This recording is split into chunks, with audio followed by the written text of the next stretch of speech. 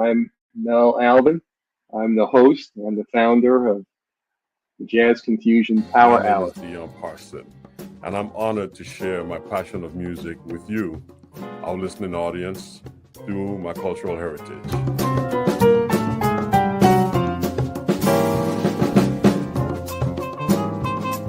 Things can change for you too. If you want to be brand new, that is absolutely possible.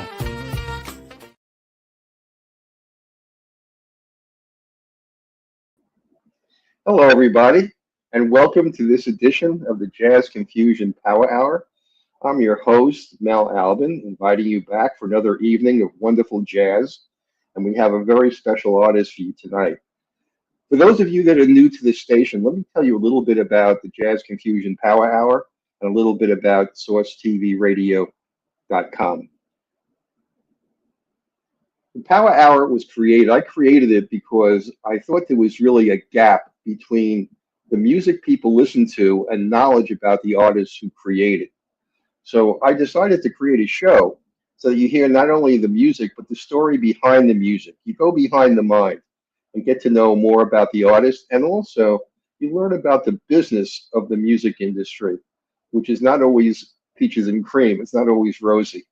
So we take you backstage into the daily life of the artist who painstakingly devote their magic to make the music that we love. It's truly a labor of love. The Power Hour broadcasts weekly on the Source TV radio network.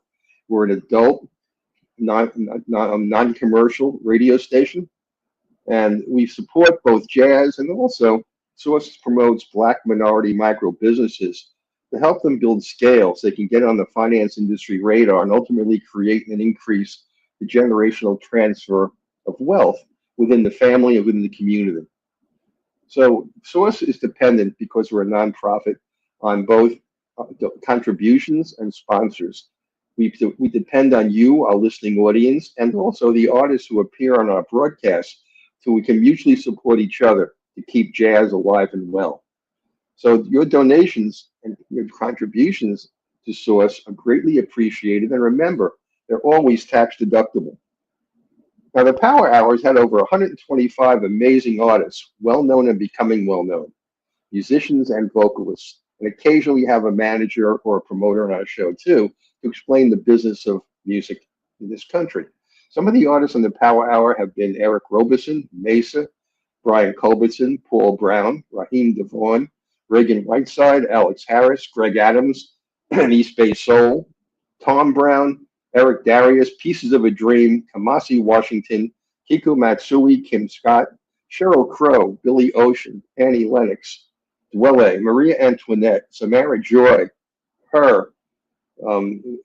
I can go on and on. We've had Terry Wollman, we've had Mavis Swan Poole, we've had Jeff Beck, Eric Burden, and Dion Parsons, to name just a few. So that gives you an idea of the range of the kind of jazz and jazz crossover music that we play and we bring you through the Jazz Confusion Power Hour each and every Thursday night. Now, tonight's no exception. We have an exceptional artist with us tonight. Tonight's guest has performed in many of the major concert halls throughout the United States, including Carnegie Hall, Constitution Hall, Lincoln Center, and the Kennedy Center. She's a musician, composer, and businesswoman who handles all of her own bookings, negotiating and management of her band. She performed with Icon Stevie Wonder in New York City to honor the legendary Hal Jackson on his 97th birthday. She has performed for two sitting presidents. She's been featured in the New York Times, Ebony, Black Enterprise, Essence, has been a featured guest on the Today Show, Emeril Live, and she also has written a cookbook. She has co-hosted and performed on 8 shows for BET TV. She's released 6 CDs, with the first song going to #1 on BRE and Black Excellence charts. Her music reached top 10 in Billboard Magazine. Her fourth LP, Life is Love and Love is You, features the late Grover Washington Jr., saxophonist Najee, guitarist Norman Brown, and the late award-winning vocalist John Lucian and Bobby Lyle, and his wonderfully powerful keyboard solo. She has worked as director of jazz promotion at Columbia, Arista, Elektra Records. She has promoted well-known artists, including artists like Grover Washington Jr., Wynton and Branford Marsalis, Harry Connick Jr., Nancy Wilson, Ramsey Lewis, to name a few. She's opened for Sinbad, John Legend, Vanessa Williams, ELC, Grover Washington, Gerald Albright, Ramsey Lewis. I can go on and on with the people that she's opened for. So, with that kind of background and that kind of music talent, and one of the finest flutists currently in the jazz idiom, I want you to welcome tonight our special guest, Miss Sherry Winston. Well, good evening, Mel. How are you? I'm fine, Sherry. How are you doing? I'm doing terrific today. Good. I'm glad to hear that. It's a pleasure to have you on the show. Now, I met you through a mutual friend and a person who hosts his own show on Sauce, Dion Parson. And you had been a guest on his show, and I immediately wanted you on my show. So thank you. I feel honored that I did well enough for you to want me on your personal show. Oh, it was a no-brainer, believe me. Let's start off with telling everybody what's going on in 2025. Do you have any singles you've been releasing or performances?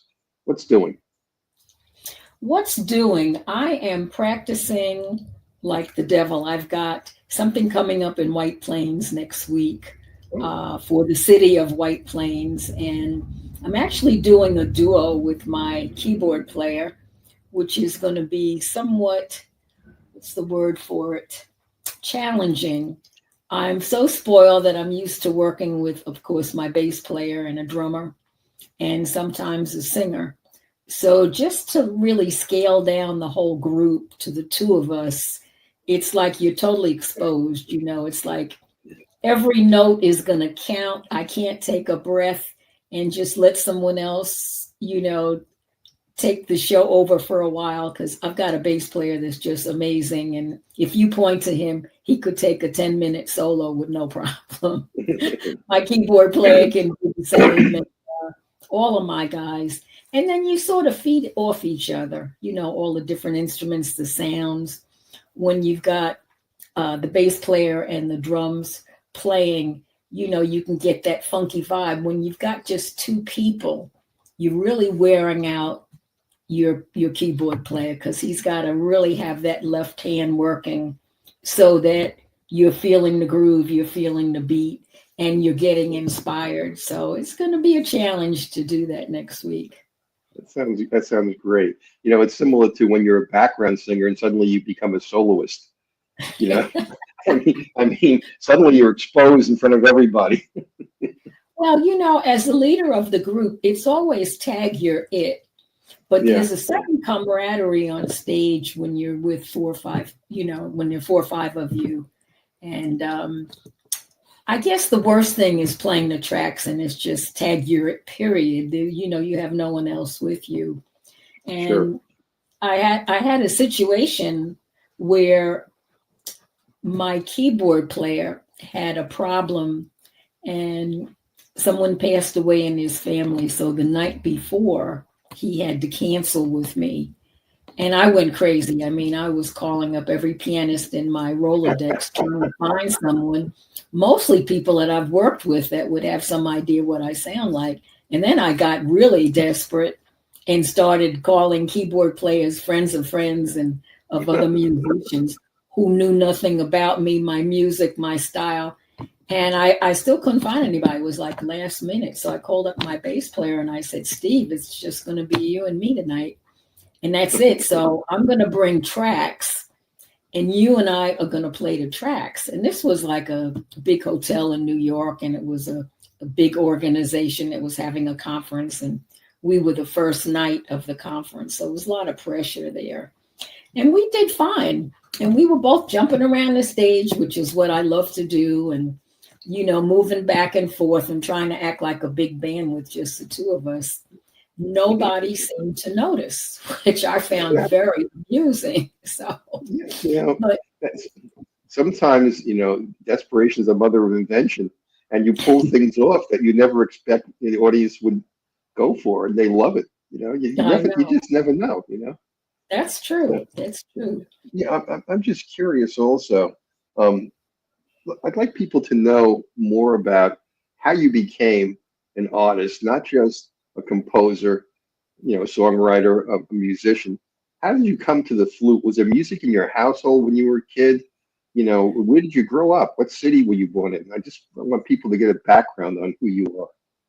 I grew up in Corona, Queens, one of the boroughs of New York, and went to local schools there.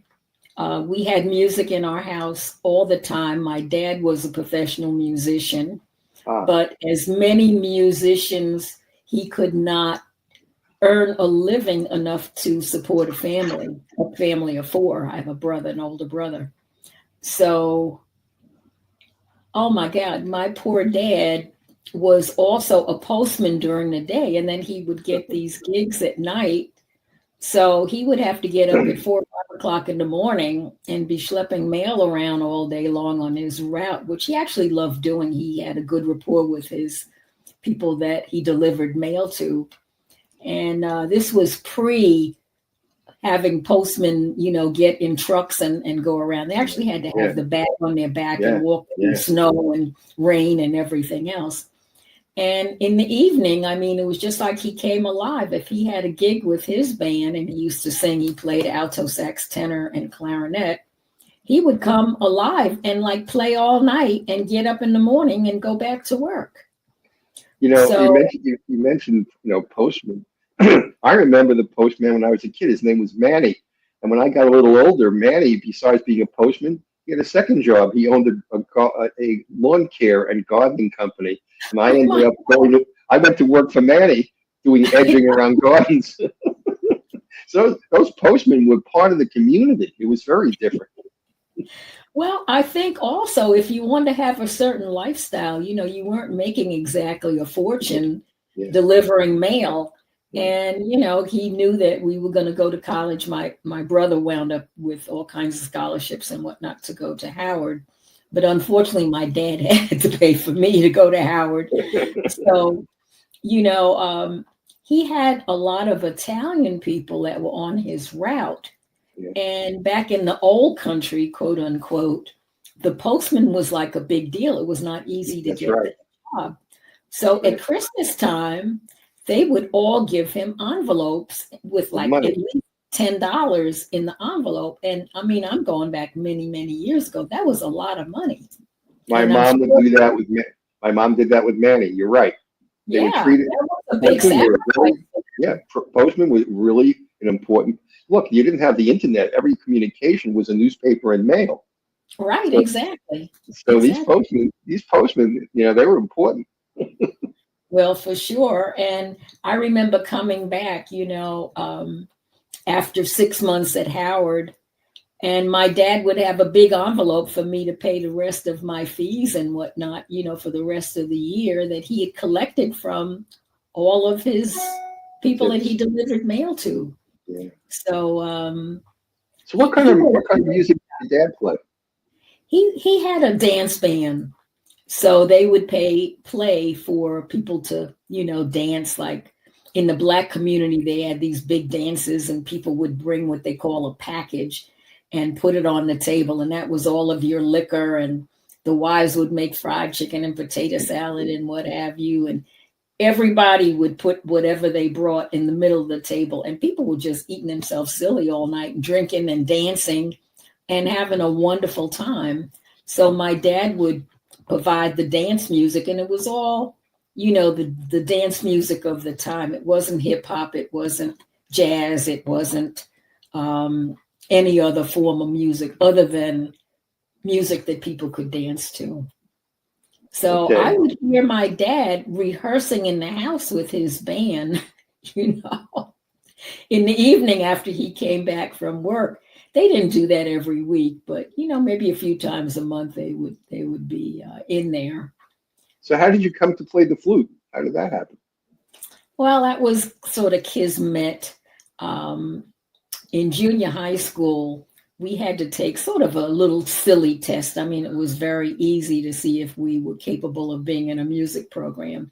And it was just like they would play several notes for us. Is this note higher than the last one? Is it lower? Is it this, that, and the other? I mean, it was like you had to be totally stupid not to hear, is that note, is that note higher than, So, of course, I passed the test. And then, to be fair, in their mind, they lined us up alphabetically. And I was a bit of a tomboy, so I wanted to play drums. And by the time they got to me, all the drums were taken by the boys in the class. And they had a flute and they had a tuba. And I looked at the tuba in the corner of the room, and it was rusty and it was huge. It was bigger than me. I've always been small my whole life, so I was like really tiny. And I looked at that tube and I said, I don't know what the flute is, but whatever the flute is, I'll take that. And the rest is history, as they say, and then Mel, I was the worst one out of all of the flutists. It must have been, 8 of us. And I couldn't get a sound out of that thing to save my life. And it was embarrassing. So I went to the teacher after school. I've been like this. I've had a big ego my whole life. And I just said, listen, I think his name was Mr. Blumenthal. I have to take this flute home and practice it. Is that possible? Can I sign it out? And, most of the kids weren't interested in doing any extra work. He said, of course you can, So I took the flute home and I've got the mouthpiece and I'm going, and I'm trying to get something out of this. And then just through sheer determination, I finally formulated my own embouchure, which is very particular to me. No one told me how to do it.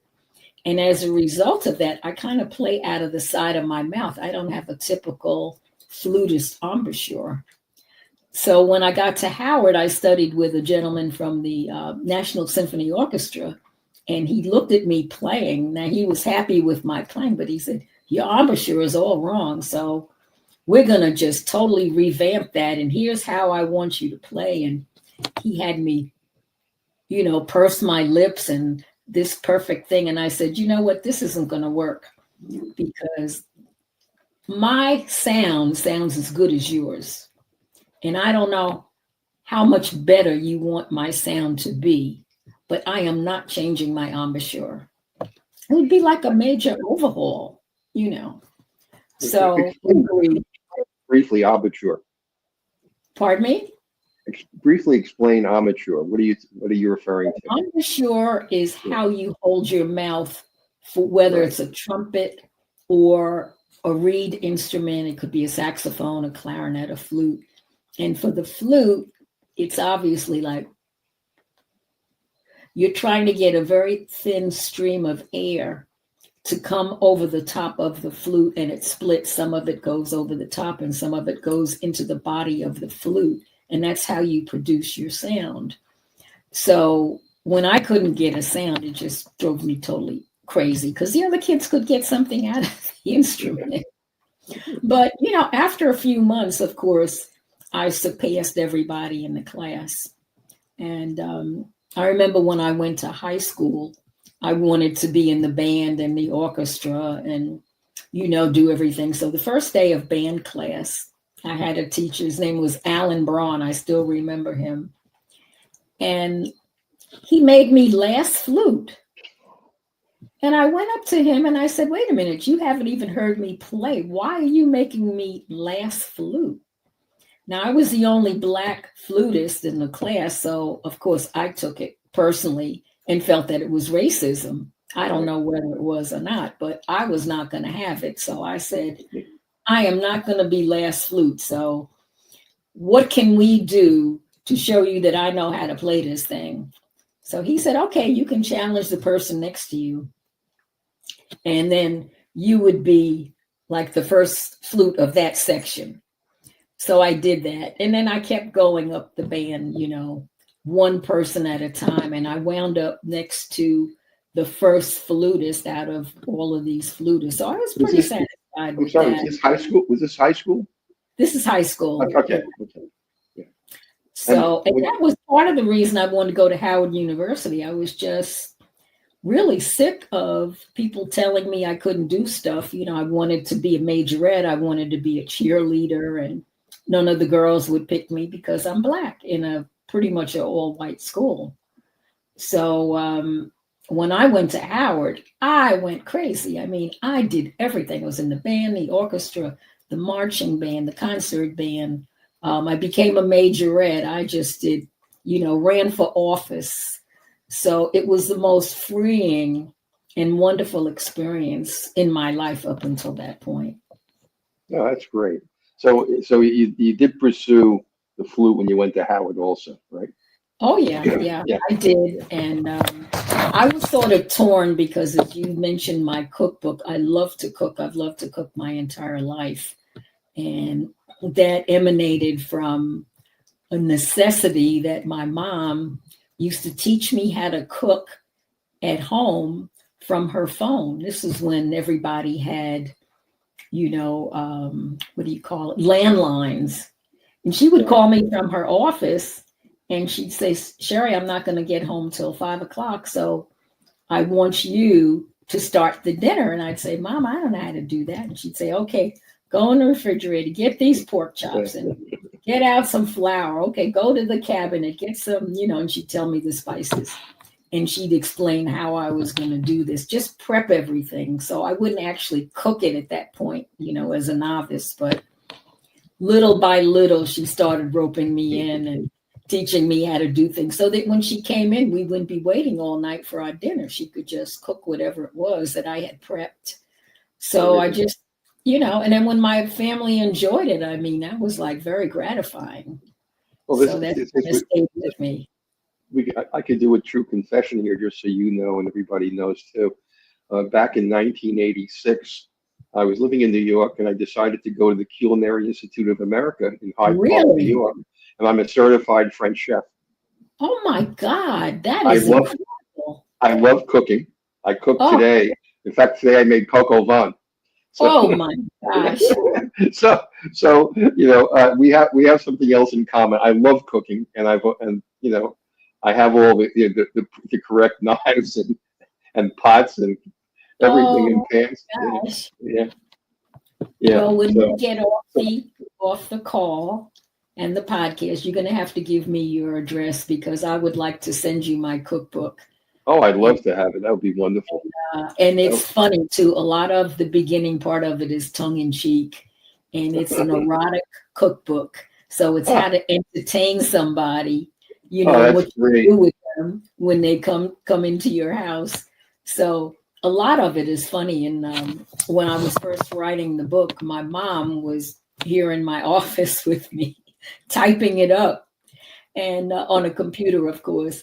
And she was laughing, and she said, "Where did you learn this?" She couldn't believe it. But I mean, I was a grown woman. I had already graduated from college, and my mom still thought of me, of course, as a little girl. It's like, what are you doing? Well, later on the show, I want you to tell everybody where they can get a copy of your cookbook and your music.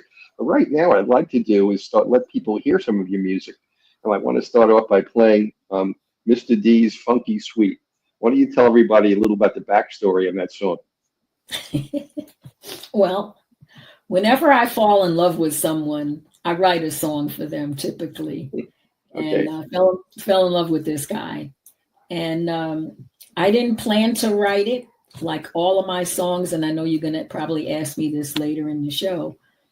They come to me. I could be walking around my house. I could be cleaning. I could be getting ready to watch TV. I could be skiing or scuba diving or doing anything.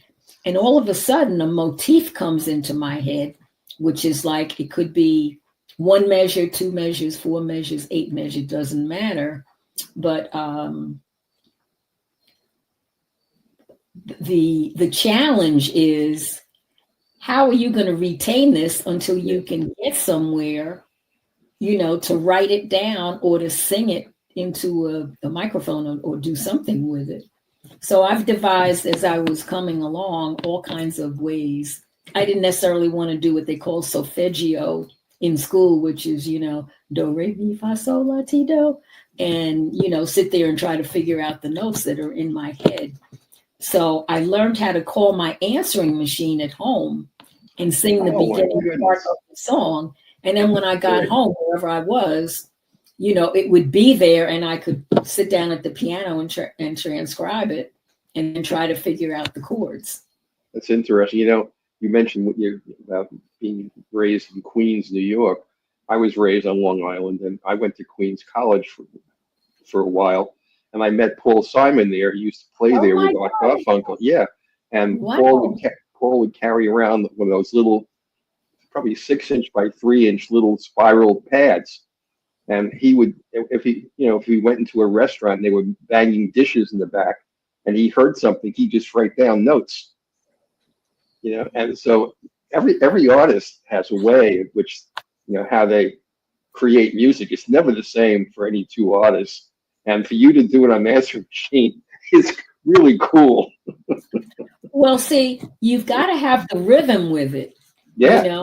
So if you're going to try to write down the rhythm and whatnot, by the time you get home, unless you've got perfect pitch, which my keyboard player does, I do not have perfect, or even I might have relative pitch, but to try to write it down, I'm going to lose it, because the first thing I'm afraid of is I've got to retain this until I could either write it down.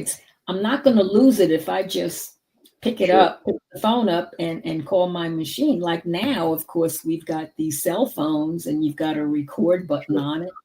But you could also, call from your cell phone if you needed to do that. But you wouldn't really need to. There's a place there that you can record. Yeah. So it's a lot easier. So Mr. D's Funky Suite was about a boyfriend? Yeah. And as a matter of fact, he's on the recording. I don't know how much of it you're going to play, but he is rapping in French and doing a rap. Well, let's listen to Sherry Winston's Mr. D's Funky Suite, and then we'll be back for more discussion.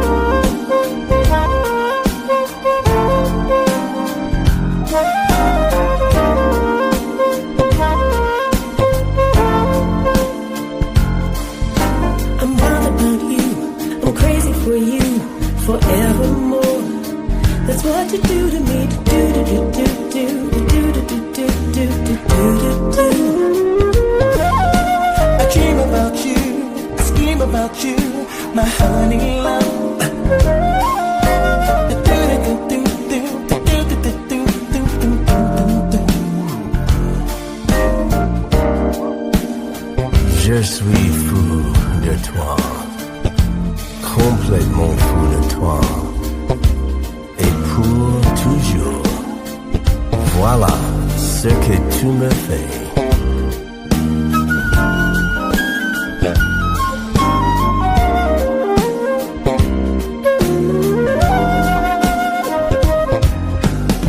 Tu sais que je t'aime de la manière dont tu ressens les choses.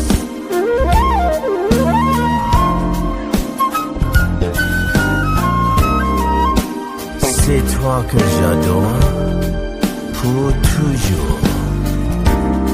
Je suis fou de toi. Voilà ce que tu me fais.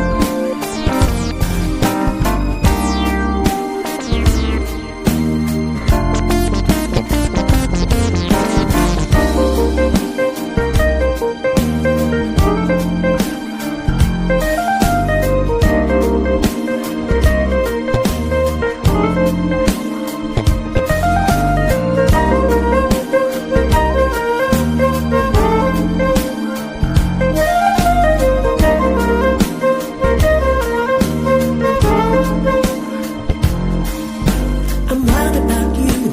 I'm crazy for you forevermore. That's what you do to me.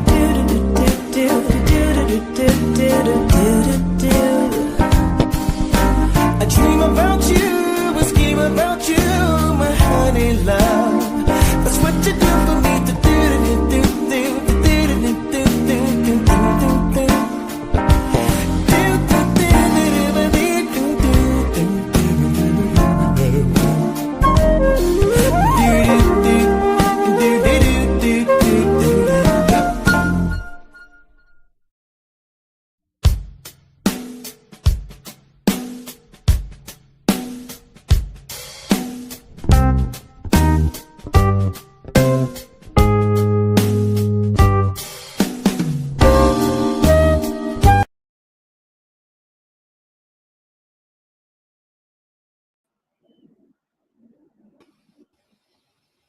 I think we started it over.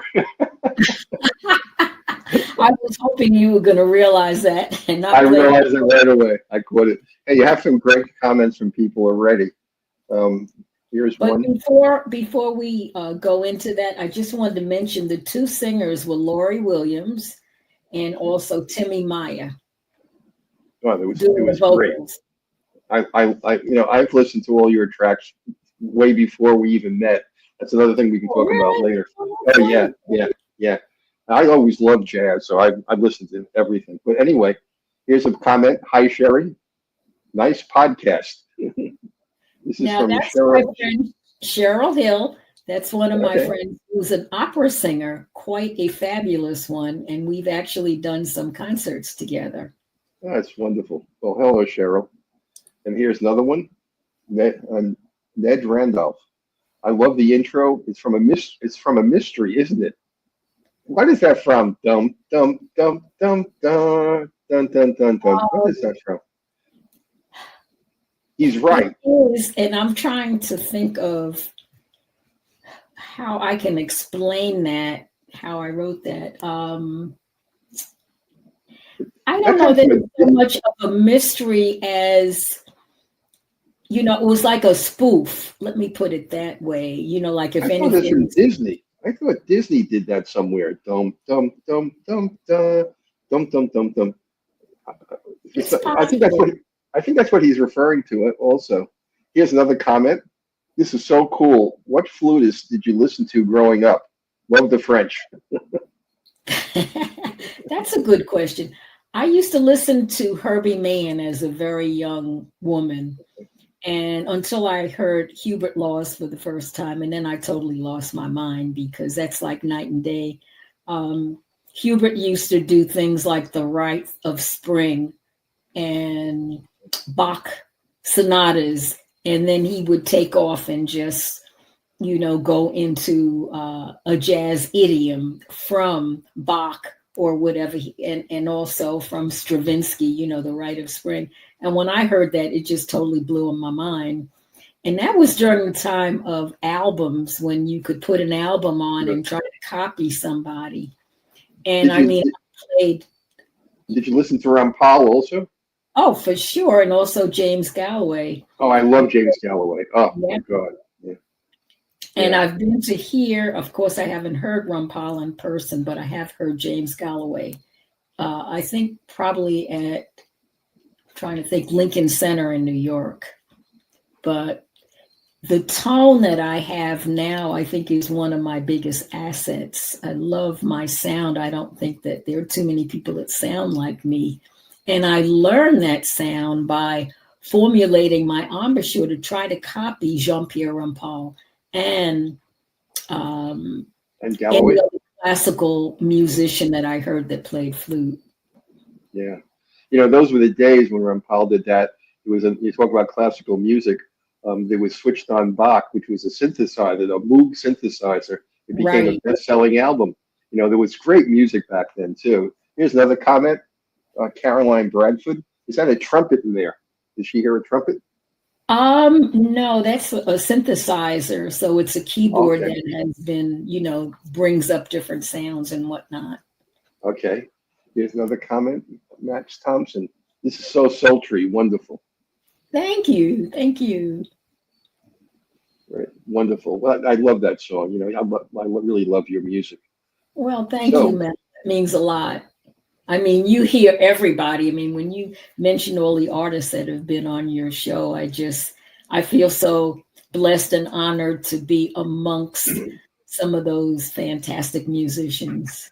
Yeah, I don't like to brag, but when I had Jeff Beck on my show, he actually played live. It was amazing. He made up an improvisation on the spot. Oh my gosh!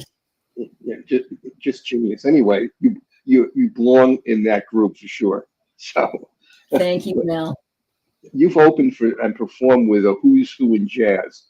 Which is the most memorable stage presence that you had with whom on the same stage that night, and why?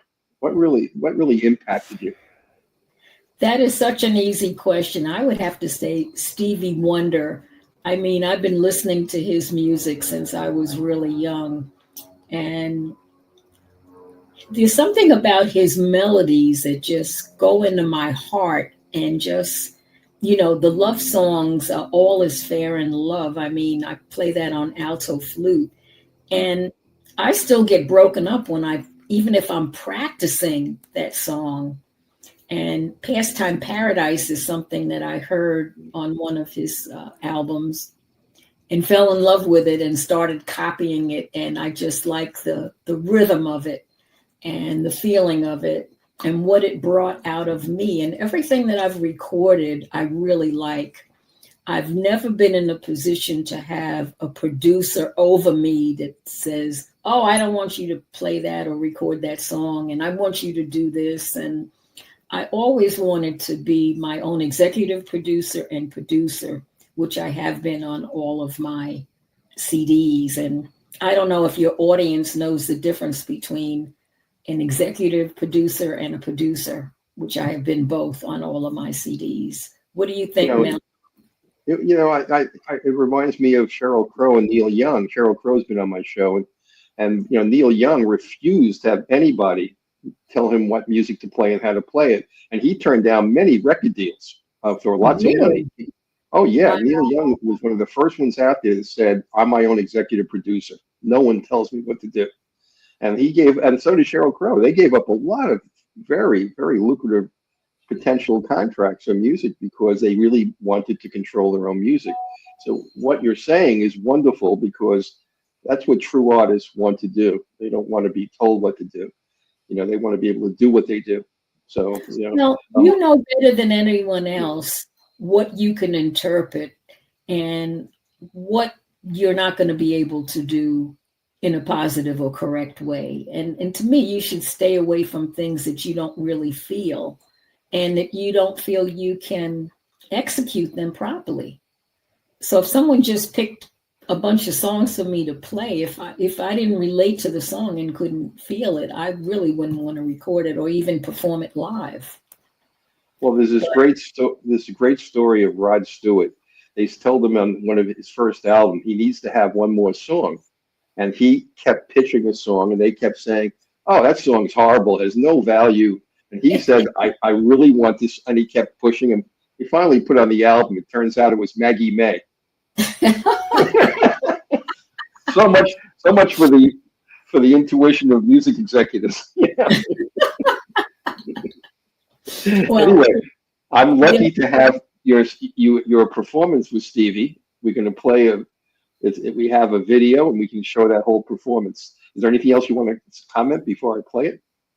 About that recording? Yeah, I would love to say that my good friend Debbie Jackson, who is Hal Jackson's widow, found the MP3 of me playing with Stevie Wonder at Hal Jackson's 97th birthday party in New York. And she just found it like a month and a half ago on her computer. Wow.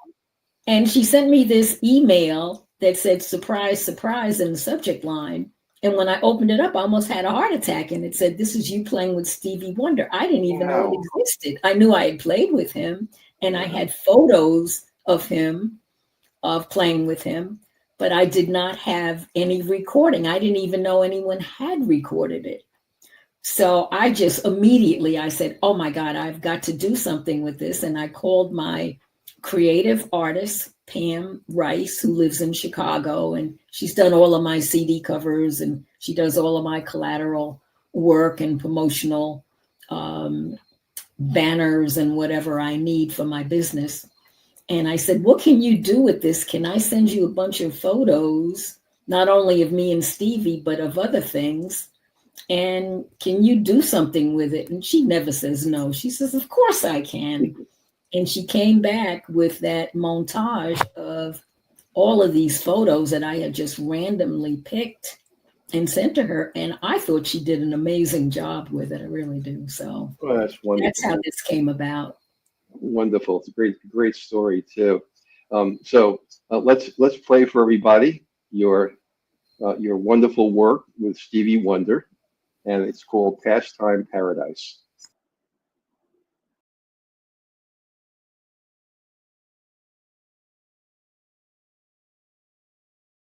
Sherry Winston, ladies and gentlemen, give it up for Sherry Winston.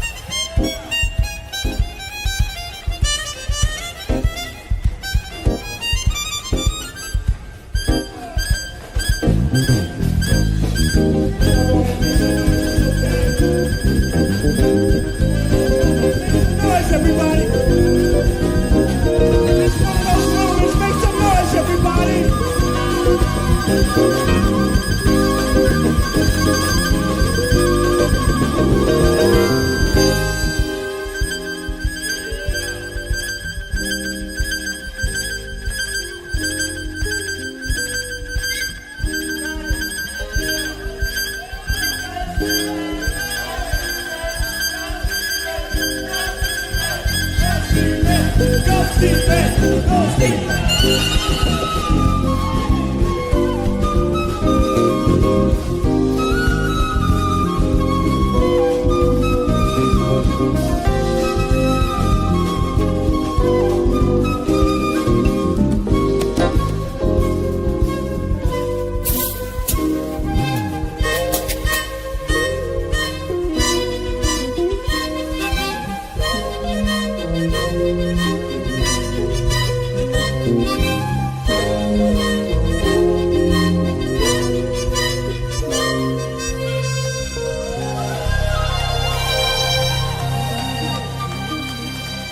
Sherry Winston, Stevie Wonder.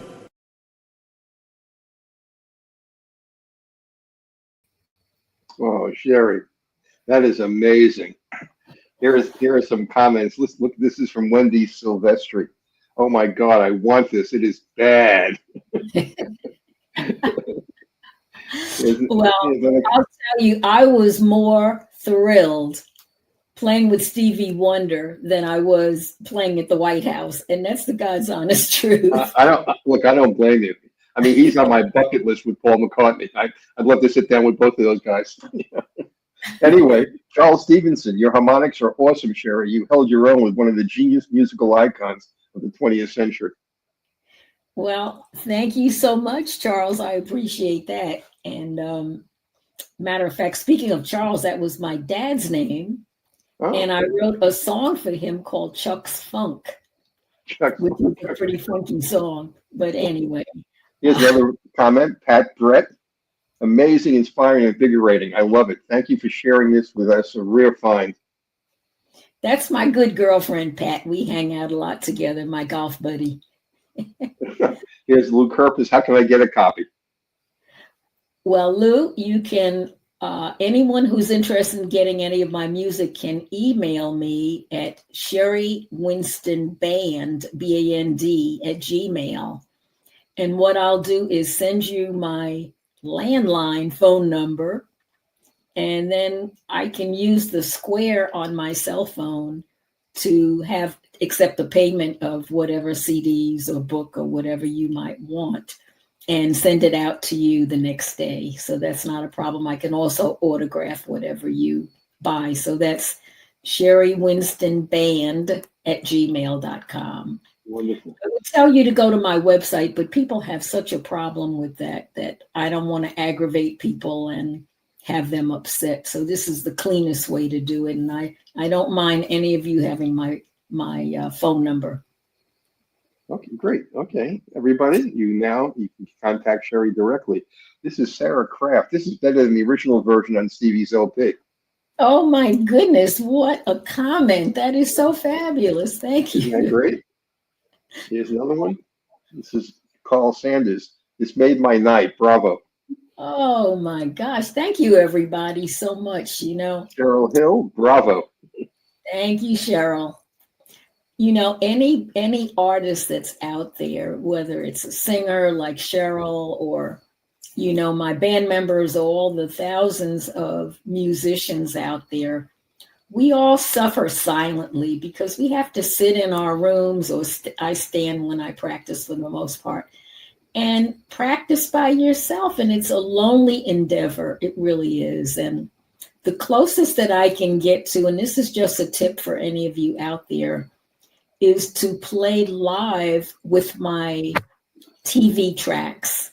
And whenever you record, at the very end of the recording, you can have your engineer take you out of the mix and just leave the background. And then you can use that as an MP3 or make it into a CD, whatever you want to do with it.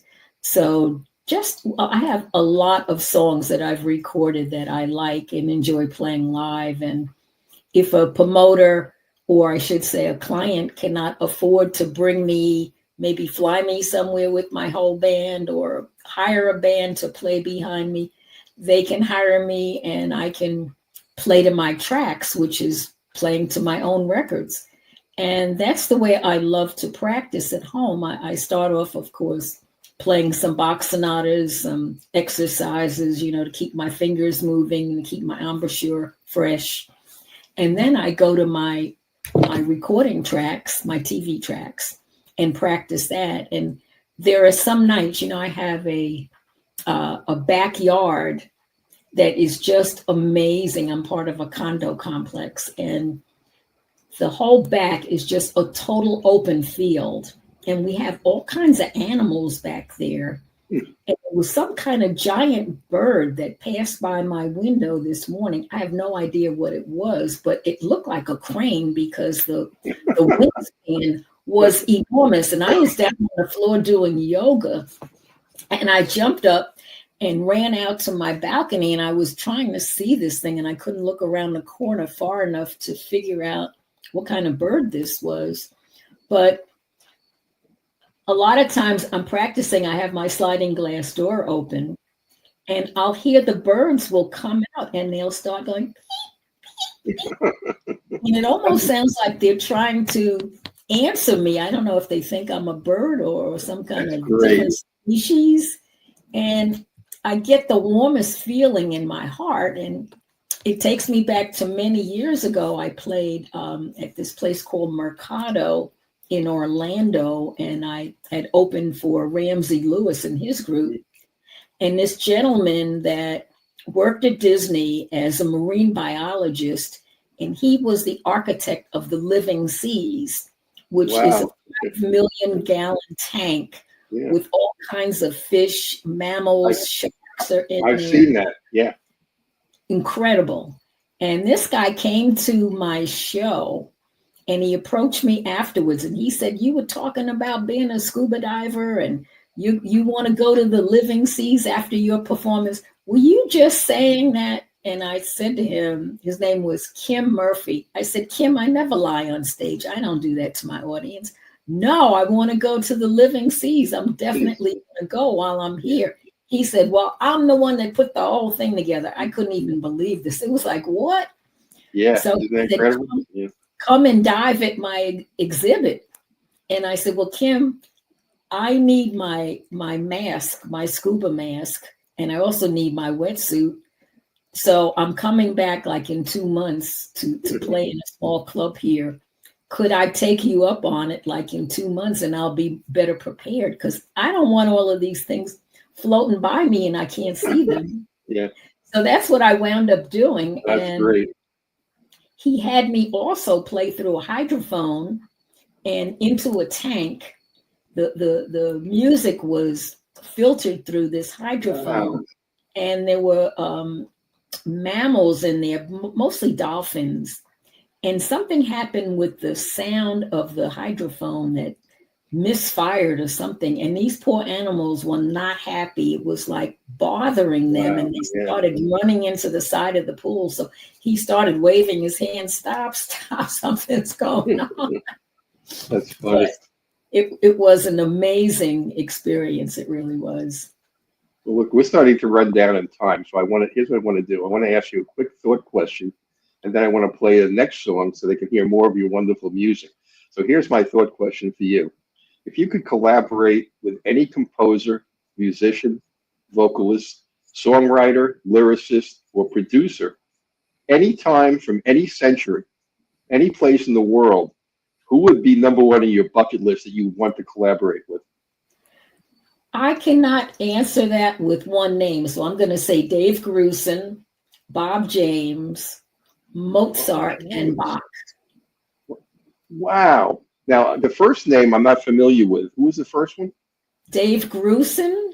He was part of the owner of GRP Records, and he did a lot of the soundtracks for movies. If you Google his name, he's done a lot of stuff. And he has a wonderful CD called Mountain. Oh boy, I can't think of the second part of it. But I actually promoted his records when I worked for GRP and Arista Records. They were signed to Arista under Clive Davis. I don't know him. Mountain Dance. Tell me about Bob James. Why did you pick Bob James? I love his music. I mean, when I'm in my office all day and I'm calling clients and doing promotions and whatnot, I have music on all day. So I start off in the morning with classical music, and then around 1 o'clock, I switch over to jazz.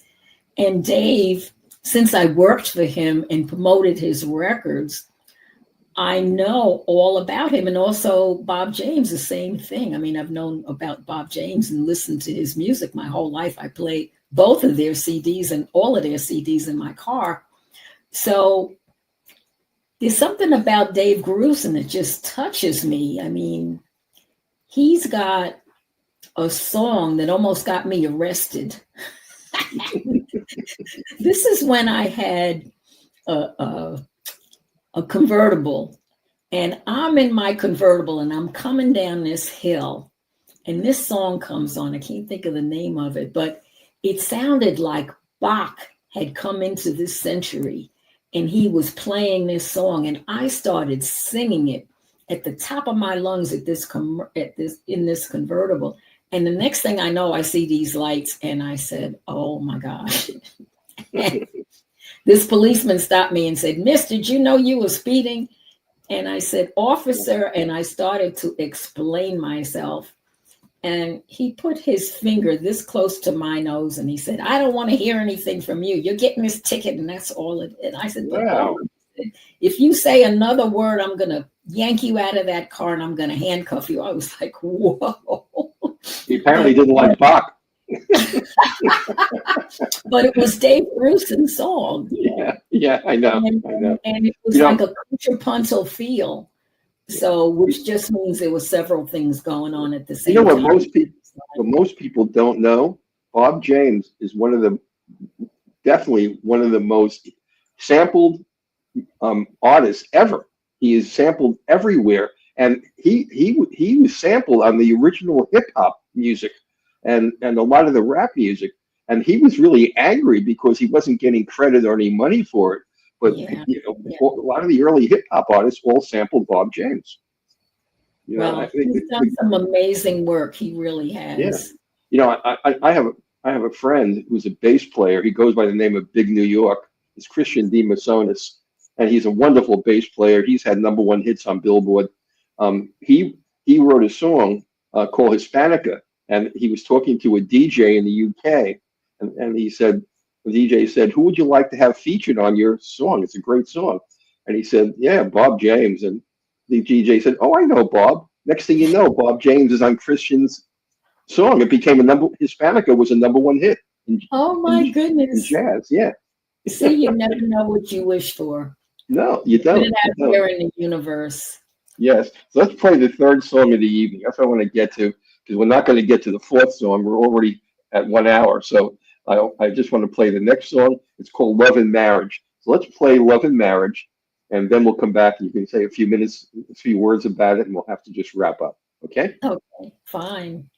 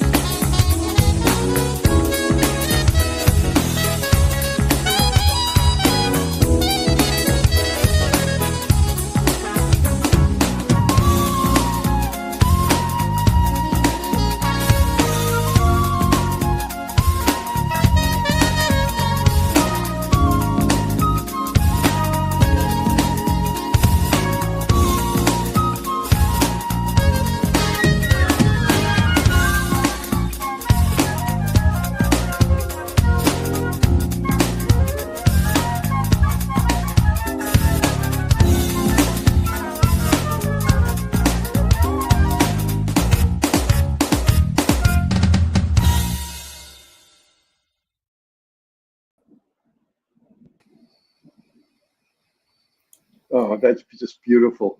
Got some more comments. Everybody, yeah, a nice audience tonight listening to you. Here's a guy, Salvatore Bolognese. I am part of an Italian jazz band, Hetty and the Jazz Auto Band, and I love your compositions and your incredible flute. Oh, thank you so much, Salvatore. Yeah. Appreciate that coming from another musician. Yeah. Rodney Charles, you do your arranging, mixing, and mastering. The recording quality is masterful.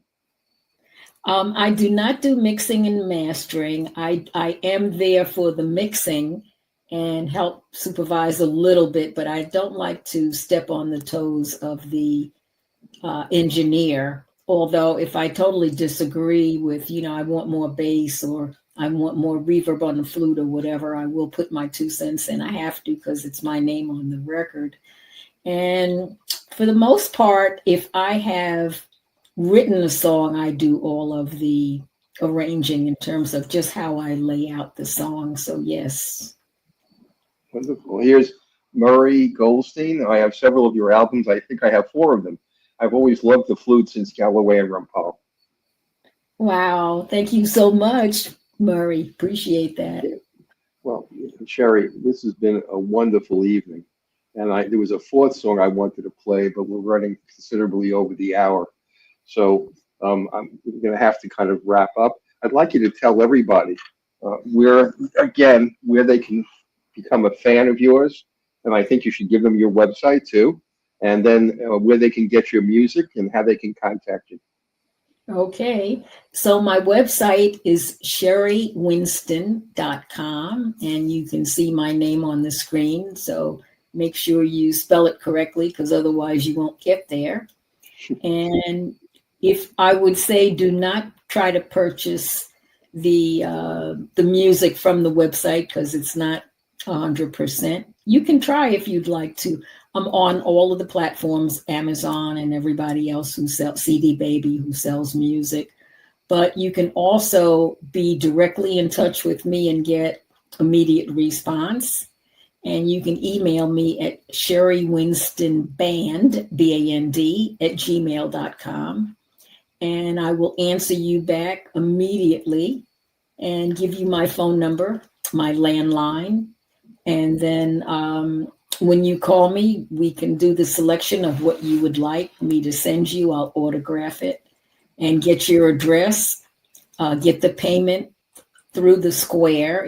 If you all know what the Square is, you have that little device that fits in the bottom of your cell phone. And for those of you that have an old cell phone like I do, I don't know what people do now with the Square. I swear to goodness, I don't want to get rid of this phone, but it goes right at the bottom where you would put your charger. And you can swipe the person's credit card, but since I won't have your credit card, you can manually put in their number and then charge it that way. And then you immediately get a copy of what has been charged on your credit card. So I'm not going to Saks Fifth Avenue and buying a mink coat and putting it on your credit card. A question for you. Do you have a copy of your cookbook you can hold up? Do you have one handy there? You. Thank you for remembering, Mel. There it is. Oh, how lovely. What a lovely looking book. Wonderful. Thank you. And that's the same lady that did the Stevie Wonder video, Wow. Pam Rice. She's really good. So if anybody wants a copy of your cookbook, how do they do that? Same way? The same way. And then as a bonus, they get a CD that comes with it at no extra charge. And it's called For Lovers Only. And it's a love CD. It's all mellow music. If you're smart enough to still have a CD player in your car, it's perfect if you're in traffic and people are getting on your nerves and it's like really mellow. But you can also go ahead. You can also enjoy the recipes. All the recipes are mine. I have not plagiarized anyone's food. And if you all didn't know it, that Mel is a trained chef from the CIA. And I wish you lived closer because we could collaborate and make some dinner together, which would be incredible. Definitely. But I would bow to you, as I'm not a professional chef and I have not gone to the CIA as a chef trainee. I have been to their cafe to eat, which was out of this world. Yeah. But if you ever are coming in this direction, I'm not that far from the CIA. So, I mean, it's maybe an hour from my house. It's not as far from where you are, but it could meet you up there. That would be great. Yeah. That would be great. Well, look, Sherry, it's been a real pleasure. And, you're just a wonderfully talented musician and obviously a cook also. And I hope we'll have you back on the show again in the future. And Mel, I just want to say on behalf of myself and all artists, thank you for making this platform available to us. Jazz musicians do not have enough outlets, and this is just spectacular. And thank you to your audience and all of your wonderful comments. It's hard to practice every day. It really is. And when you know that people really appreciate you and appreciate your music, you guys help us. It's like the tennis players at the US Open that tells the audience, thank you for cheering for me. It's the same thing. Thank you, guys. Thank you so much. Just so you know that tonight I have a global audience, and I built an audience over the years for the Power Hour. We have 146,901 people who tuned in during this past hour.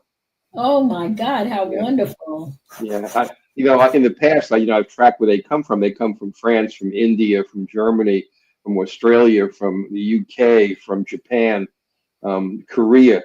I get people all over the world, Italy, just tuning in and listening to the show. Wow, so that is amazing.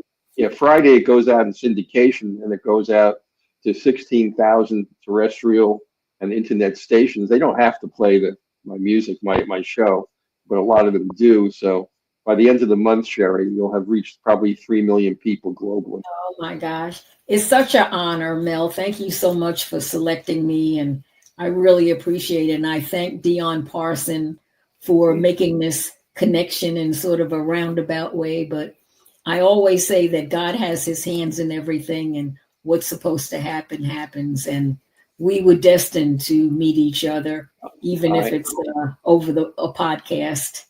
I believe in 6 degrees of separation. You know, you never know. You know, I met Dion serendipitously also, and Dion Parson has a wonderful show called Sounds of the Diaspora. He has some of the great jazz artists in the world on his show every Tuesday night at 7 p.m. So tune in to hear Sounds of the Diaspora with Dion Parson.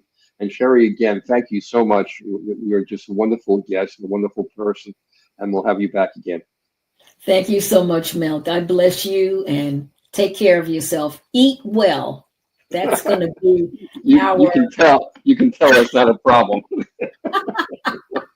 Well, some people just eat potato chips and garbage. If you know how to make good food, you're eating very well. And I do the same thing. I mean, I'll make dishes and I'll take pictures of it because I'll just say, people are not going to believe I'm making this for myself. And if I make a salad or whatever, it's got to be beautiful. Otherwise, I'm not going to eat it. So I'll just take the extra time to make sure everything looks pretty. And you eat with your eyes first, and then you smell the food, and then you taste it. So it's all part of it. I never go out to eat. I can't afford the kind of food I make. Well, you don't need to go out if you went to the CIA. Let me tell you. Yeah. It was wonderful. I was there for 6 weeks. It was wonderful. Wow. So anyway, you take care, Sherry, and we'll see you again soon. Okay. Thank you again, Mel. God bless you. God bless your audience. Bye-bye, everybody. Well, that was Sherry Winston. That was just a wonderful, wonderful night. And I just thank Sherry so much for what she's done for everybody. Next week, I have a terrific guest. I want you to all come and tune in. She is also from Connecticut, similar to Sherry. Her name is Ebony Kusin. And Davis is her last name. And she's a phenomenal jazz vocalist. So be sure to tune in next week to hear Ebony Kusin Davis, our guest on the Sounds of the Diaspora. I'm sorry, guest on the Jazz Confusion Power Hour. So everybody have a wonderful week.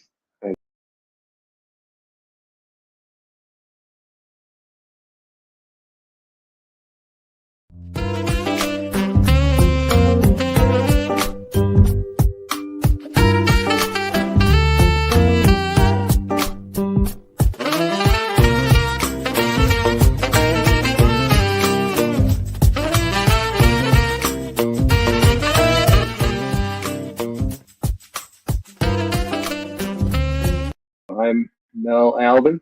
I'm the host and the founder of the Jazz Confusion Power Hour. My name is Dion Parson, and I'm honored to share my passion of music with you, our listening audience, through my cultural heritage.